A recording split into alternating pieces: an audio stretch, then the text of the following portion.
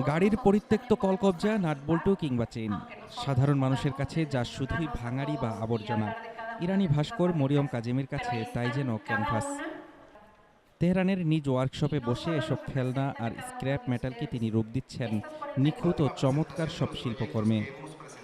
9 বছর আগে সম্পূর্ণ নিজস্ব উদ্যোগে ভাস্কর্য গড়ার কাজ শুরু করেছিলেন মরিয়ম।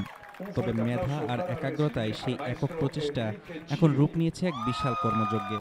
গড়ে তুলেছেন নিজস্ব ওয়ার্কশপ, যেখানে তার সাথে কাঁধ মিলিয়ে কাজ করছেন আরও বেশ কয়েকজন শিল্পী। কোনো কিছু শূন্য থেকে সৃষ্টি করার যে আনন্দ, সেটা আমাকে সবচেয়ে বেশি অনুপ্রাণিত করে।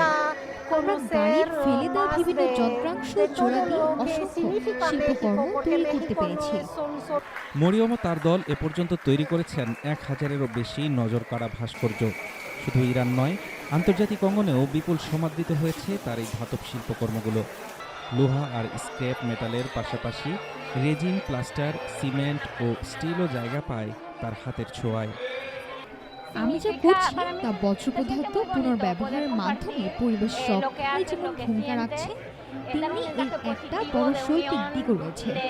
বিশ্বমঞ্চে ইরানি শিল্প ও সংস্কৃতিকে তুলে ধরতে পারা আমার সবচেয়ে বড় তৃপ্তি।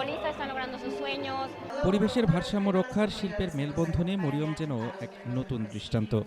ভাঙা লোহা লক্করকে নান্দনিকতায় রূপ দিয়ে তিনি প্রমাণ করেছেন, দৃষ্টিভঙ্গি শৈল্পিক হলে আবর্জনা থেকেও ছড়ানো যায় সৌন্দর্যের দ্যুতি। হাফিজুর রহমান তুষার, ঢাকা টুডে।